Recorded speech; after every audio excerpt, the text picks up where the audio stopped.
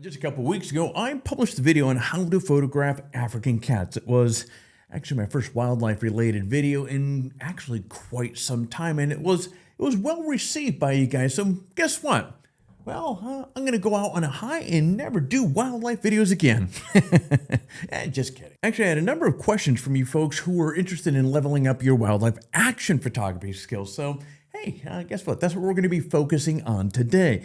And actually, my last wildlife video, you might recall a buddy of mine, Brian Pereira with Exposure Tours, was kind enough to supply me with a ton of photos and videos to use as examples of how to photograph African cats. Well, Brian, he stepped up again, was kind enough to offer even more of his images and videos for this tutorial. So a big old thank you to him. And after all, he spends his time out photographing wildlife in Africa. So needless to say, he has way better wildlife shots than I can get here in the Los Angeles or actually Orange County area. Now, incidentally, my African cat video has a bunch of excellent tips for photographing wildlife that are applicable to actually this discussion here today. So after you watch this video, bounce over to the cat video if you haven't already seen that for even more tips. Well, with that said, let's dive right in and set you up for success photographing action in the wild kingdom. Okay, to freeze the action of wildlife and avoid motion blur, set a fast shutter speed. So for wildlife action shots, aim for 1/1000th of a second as a, actually look at this as a good baseline for getting crisp, sharp images even during rapid movement. But something to keep in mind as well. Remember that the speed of the action really dictates the shutter speed that you're going to need to freeze the action. So you might only need a shutter speed of 1/250th of a second to get a picture like this, which involves relatively slow animal movement. However, if you want to freeze the movement of a herd of zebras trying to escape a predator attack, you might need to ramp up the shutter speed up to 1/1000th of a second or even faster. Now, really, we can go down that whole rabbit hole of how to shoot in manual and the exposure triangle and many other super technical things. But fortunately, friends, I already have a video and actually technically an article on these topics. And what I'll do is I'll put a link down in the description below if you want to learn more about how shutter speed, aperture, and ISO all work together in a well-exposed image. Now, to help you increase your chances of getting high-quality shots of wildlife in action, it's really helpful to shoot in burst mode. Now, when your camera is in single shot mode, it takes one photo for every press of the shutter. But when it's in burst mode, hey, this is where the magic begins here. You press that shutter button down one time and the camera's going to fire off a sequence of images in rapid succession. Now, at the end of the day, the number of images that your camera takes really does depend on the specific camera that you have. So for example, let's say a beginner camera like the Canon R10, it's going to shoot up to 23 frames per second. Now that's not too shabby. But for example, a high-end professional camera like the Nikon Z9, well, that sucker can do up 120 shots per second. That's stinking blazing fast. So let's say you're photographing a scene like a zebra escaping the crocodile attack. By shooting in burst mode, you can get continuous frames to capture this interaction, and then you can choose which is the best image out of the bunch. Just think about it. Back at base camp later on, you could be sipping down your favorite Frosty of whatever you're drinking, zipping through photos and hand selecting the absolute best images. It's nice having a little bit of variety. Now, another critical consideration to make when photographing wildlife in action is the ability, well, technically your camera's ability to keep the subject in focus. Now, a good option for doing so is going to put your camera in continuous autofocus mode. Now, different camera systems have really different capabilities when it comes to continuous autofocus. Now, beginner level cameras really don't have the same ability to track subjects like some of the pro level cameras do. However, the concept is pretty much the same in most cameras. Continuous autofocus allows the camera to constantly adjust the focus when the shutter button is pressed halfway down. This is hugely advantageous over single shot autofocus because in that mode, the camera only adjusts its focus when you press the shutter all the way down, or press the shutter down rather. Now, the single shot is fine for animals that are kind of lounging around or otherwise inactive, but when action really does begin, continuous autofocus Friends, it is the way to go. Now, there's a handy trick for this, and it's called back button focus, or autofocus rather. Now, this makes getting those crispy focus shots even more easier. So basically, what you're gonna do is you're gonna remove the focusing duties of the shutter button on the top of the camera and assign them to a customized button on the back of your camera. So I'm a Canon guy, so I'm gonna, as Canon notes, I'm going to quote Canon here.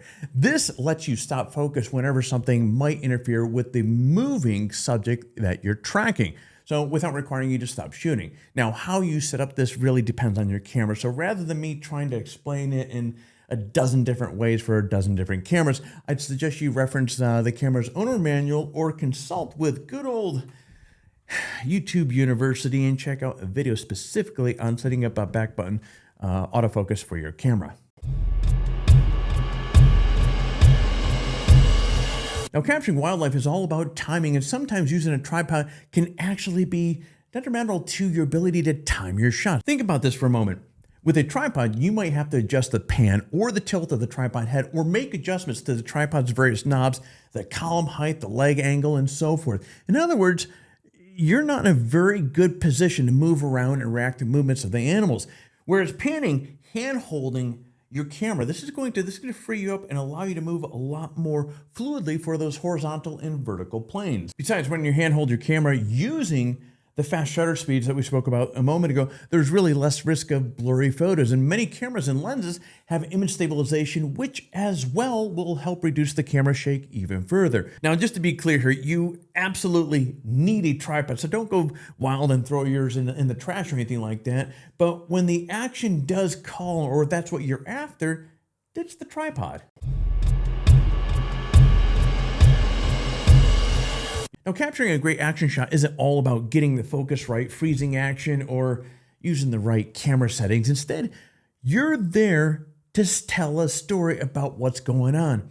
So the big question is, how do you do that? Now, with animals, you can tell the story of their struggles, their journey that these animals have to endure during migration, for example, or simply life and death.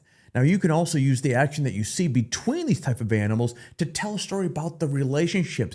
Heck, you might even strive to tell the story of individual animals by showing their battle scars. In other words, go beyond simply taking a photo of wildlife that you see. Think purposely about the animal, what life is like for them, how they interact with their surroundings, and craft a visual story to tell all the parts of their existence. It will make a much more powerful collection of photos. Now, something also to keep in mind, compose your shots to lead the viewer's eyes through the image in a way that tells a story. Now, this might also involve using leading lines, the rule of thirds, or the inclusion of foreground and also the background elements that will add kind of depth to the story, or even another chapter of that story. Anyways, it all works. Well, it seems appropriate to close things off. I want to come to full circle with my last wildlife video and repeat something that I said there. Patience is absolutely key when photographing wildlife. Now, some would even say that I'm not the most patient person in the world, and to those people I say, hey, you're wrong.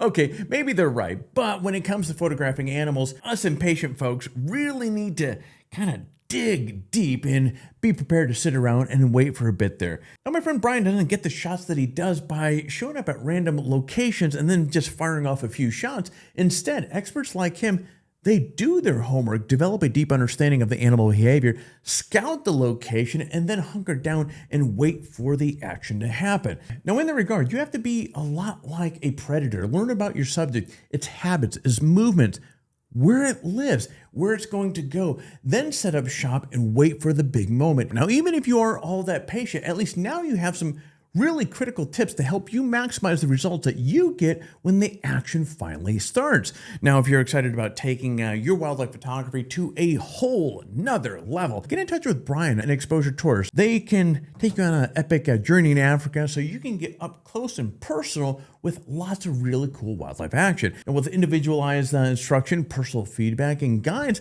that can put you in the middle of all the action, you're going to come away with a ton of experience and loads of skill.